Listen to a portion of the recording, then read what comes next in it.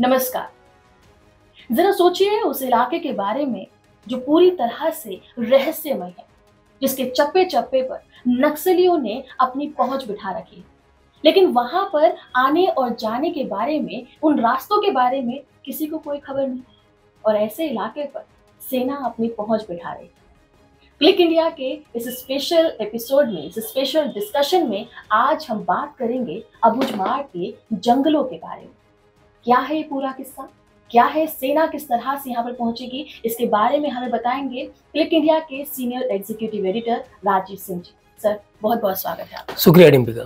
Sir, Chhattisgarh का एक ऐसा इलाका जो बेहद रहस्यमय है और यहाँ पर जिस तरीके से हम देखते हैं पूरी तरह से नक्सलवाद हम फैला हुआ देख रहे हैं, यहाँ सेना का पहुंचना अपने आप में बहुत बड़ी बात है। तो पहले मैं आपसे जानना चाहूंगी, अबुझमाड़ का जो इलाका है, ये जंगल है, वो कैसा है और किस तरह से सेना वहां पर पहुंच रही है? देखिए, इसका नाम है अबुझमाड़। अबुझमाड़ शुरू में क्या जा रहा, अबुझ, जिसको बुझा ना जा सके, जिसको समझा ना जा सके, जिसको पहचाना ना जा सके। इस जंगल के बारे में डिम्पिका आप सोच सकते हैं कि यहाँ सूरज की रोशनी तक नहीं पहुंच पाती। 4400 वर्ग किलोमीटर में ये जंगल फैला हुआ है और चप्पे चप्पे पर नक्सलियों का कब्जा है। यहाँ नक्सली पूरे एरिया से भली भांति परिचित हैं और सेना या वहाँ की जो लोकल पुलिस है, इस एरिया के बारे में कोई जानकारी नहीं है। और यही कारण है कि नक्सली लगातार वहाँ के स्थानीय पुलिस पर, सेना पर भारी पड़ते हैं। मारकर, हत्या करके वे उससे जो सटे राज्य हैं, जैसे आंध्र प्रदेश है, महाराष्ट्र है, भाग जाते हैं नक्सली। सबसे बड़ी बात है कि इसके रहस्यमय, इस इलाके के रहस्यमय होने का आप अंदाज़ा इसी से लगा सकते हैं कि 237 गांवों का सर्वेक्षण आज तक नहीं हो पाया। अकबर जो मुगल शासक था, उसने कोशिश की इस इलाके के सर्वे की, लेकिन उसकी पहुंच भी इस इलाके तक नहीं हो पाई। इसके बाद अंग्रेज़ों ने भी कोशिश की, लेकिन अंग्रेज़ भी इस इलाके का सर्वे नहीं करा पाए। रमन सरकार ने आज से 15-17 साल पहले कोशिश की सर्वे कराने की। वहाँ लगभग 12-15 निरीक्षकों की भी नियुक्ति हुई वहाँ सर्वेयर के तौर पे, लेकिन उन्होंने उनमें से किसी एक ने भी नौकरी नहीं ज्वाइन की, नक्सलियों के खतरे के कारण, डर के कारण। आप इसका अंदाज़ा इसी बात से लगा सकते हैं कि जो 4400 वर्ग किलोमीटर में फैला हुआ है और जिस तरह से चीज़ें वहाँ नक्सलियों के फेवर में आ रही हैं, वो पूरे के पूरे राज्य सरकार से लेकर केंद्र सरकार तक, मतलब कि छत्तीसगढ़ से लेकर दिल्ली तक, महाराष्ट्र को कहिए, आंध्र प्रदेश को कहिए, आसपास के उड़ीसा को कहिए, आप झारखंड को भी कहिए, सारे राज्य की सरकारों को, राज्य की जनता को इंडायरेक्टली, क्योंकि आप नक्सली कोई भी गतिविधि कर रहे हैं वहाँ। अभी 24 घंटे के अंदर छत्तीसगढ़ के बीजापुर में जन अदालत लगाकर, अब नक्सलियों का जन अदालत क्या होगा आप समझ सकते हैं, चित भी मरी पट भी मरी। उन्होंने 2 ग्रामीणों को मुखबिरी के शक पे कि वे सेना, वे प्रशासन का, वे पुलिस का की मुखबिरी कर रहे थे, हमारे बारे में बता रहे थे, सरेआम फांसी पर चढ़ा दिया। तो ये उन्हीं गांवों के लोग थे जो, जिन गांवों का आज तक सर्वे नहीं हो पाया है, और उन्हीं गांवों के लोगों पर नक्सली जो है वो शक करके, इलाका वही बीजापुर की मैं बात कर रहा हूँ। इलाका देखिए, गांव वहाँ के हों या फिर पास के हों या कहीं के हों, अगर देश में कानून है तो आप कौन होते हैं, खुद आप कानून को हाथ में रख के सारे वारदातों को वह अंजाम देते हैं और आप जज बन रहे हैं, आप कानून का रखवाला बन रहे हैं। तो दोनों ग्रामीणों को उन लोगों ने, नक्सलियों ने फांसी पर चढ़ा दिया। बड़ी बात क्या है कि नक्सली यहाँ वारदात करते हैं, अबुझमाड़ में हत्या करते हैं, ग्रामीणों की हत्या करते हैं, ग्रामीणों के साथ मिली भगत करके, उनको झांसा देके, प्रलोभन देके उनके घर में छुप जाते हैं, फिर सेना पे, लोकल पुलिस पे हत्या करते हैं, हमला करते हैं और उसकी हत्या कर देते हैं। उसके बाद वे महाराष्ट्र के जंगलों में भाग जाते हैं, आंध्र प्रदेश के जंगलों में भाग जाते हैं। और जब महाराष्ट्र में सर्च ऑपरेशन जारी करती है सेना या वहाँ की लोकल पुलिस, तो ये फिर भागकर छत्तीसगढ़ आ जाते हैं। या आंध्र प्रदेश चले जाते हैं। और ये चूहे बिल्ली का खेल पिछले कई वर्षों से चला रहा है, कई दशकों से चला आ रहा है। तो और ये कारण क्या है, क्यों नहीं पकड़े जा रहे हैं? जैसा कि मैंने बताया अभी कि अबूझमाड़ इसका अर्थ ही होता है जिसको कोई समझ न सका, जिसको कोई जान न सका। और इसकी सघन एरिया जो है, जिस तरह से जंगल, जिस तरह से पूरा का पूरा सघन फैला हुआ है, और इसी चलते इनकी खोज नहीं हो पा रही है और इनका मन और बढ़ता जा रहा है।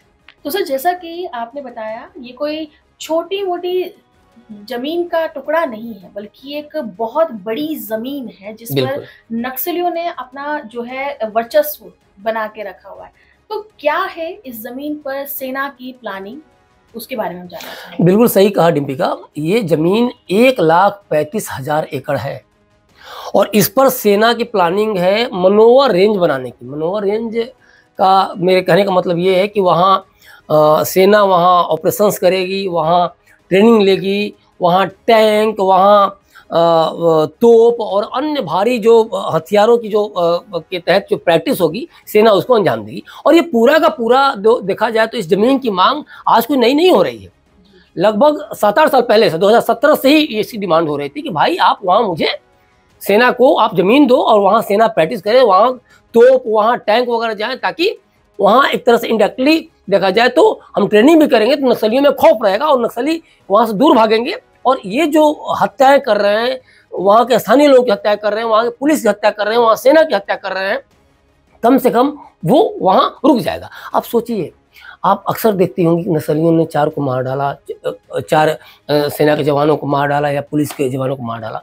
उसके बाद चारों तरफ पूरे परिवार में उनके चित्कार, छोटे छोटे बच्चों को दिखाया जाता है कि अब इनका कौन रखवाला होगा।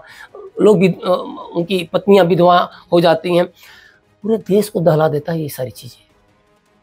सही बात। और उसमें आप देखेंगे कि भाई अबूझमाड़ की बात है, ये हत्या अबूझमाड़ के जंगलों में हुई है। आप हाथ पे हाथ धरे बैठे रह जाते तो वहाँ कौन जाए? 2 मारे गए, 2 के बदले 20 को कौन शहीद करे, 20 को कौन की हत्या उनको कौन सौंपते? तो ये चर्चा बहुत पहले चल रही थी। गृह मंत्रालय, डिफेंस मिनिस्ट्री, पुलिस प्रशासन सब मिलकर एक डिस्कशन हुआ। उसके बाद जाकर निकल के चलो ठीक है, 2023 में ये हुआ कि भाई ठीक, आपको हम 1,35,000 एकड़ जमीन हम दे देते हैं, जाइए आप प्रैक्टिस कीजिए, आप वहाँ ऑपरेशन कीजिए। तब जाके ये चीज़ें यहाँ निकल के आई हैं। और देखिए, सबसे बड़ी बात है कि जंगल के रास्ते, जंगल के एरियाज अगर चुनौतीपूर्ण हैं, वहाँ का वातावरण अगर इस तरह का है कि आप चाह के घुस नहीं सकते, आप क्योंकि आप एरिया को जानते ही नहीं हैं, तो सबसे पहले आपको वहाँ जाके खुद को एस्टैब्लिश करना होगा। फिर धीरे धीरे उन एरियाज को आप समझेंगे, आप जानेंगे कि आपको करना क्या है, ऑपरेशन को कैसे अंजाम देना है। आप एरिया उसके बारे में पता ही नहीं है, आपने इधर से मारा और वहाँ से दूसरे रास्ते से नक्सली निकल गए, क्योंकि उनको तो चप्पे चप्पे उनका वही घर है, उनका वही द्वार है, वहीं खाते हैं, वहीं रहते हैं, वहीं अपने हथियारों को छुपाते हैं, वहीं अपने रसद छुपाते हैं, वहीं अपनी सारी बड़ी बड़ी प्लानिंग करते हैं। डर होगा तब वो बड़ी बड़ी प्लानिंग नहीं कर पाएंगे, चाहे हथियार को नहीं छुपा पाएंगे ना, वहां तो कोई पहुंच ही नहीं पाता है। तो ये बहुत बड़ी चुनौती भी थी केंद्र सरकार के लिए और राज्य सरकार के लिए कि भाई कैसे इसको आखिर अब यहाँ जो आपने जो सवाल किया कि आखिर क्या प्लानिंग है। देखिए, यहाँ ट्रेनिंग सेंटर बनेंगे और जब ट्रेनिंग सेंटर बनेंगे, जब ट्रेनिंग होगी तो एक तो देखिए, एक मैदानी एरिया में एक ट्रेनिंग हो रही है और एक जंगलों में ट्रेनिंग हो रही है, एक ऐसे सघन एरियाज में ट्रेनिंग हो रही है, तो वो ट्रेनिंग बहुत टफ होगी। और उससे क्या होगा कि देश के अन्य भागों में भी कुछ अगर ऐसे ऑपरेशंस को अंजाम देने होंगे तो सेना अंजाम दे सकती है, लोकल पुलिस के सहयोग से अंजाम दे सकती है, लोकल पुलिस को भी अगर ट्रेनिंग दी जाती है तो वो भी अंजाम दे सकती है। लेकिन आप इस चीज़ को अगर आप नहीं बढ़े होते आज तक, और वहाँ अगर इस बात को कि 1,35,000 जो एकड़ की मैंने बात कर रहा हूँ, उस पर अगर ट्रेनिंग सेंटर नहीं एस्टैब्लिश किए जाते, नहीं बन रहे होते, तो फिर क्या होता?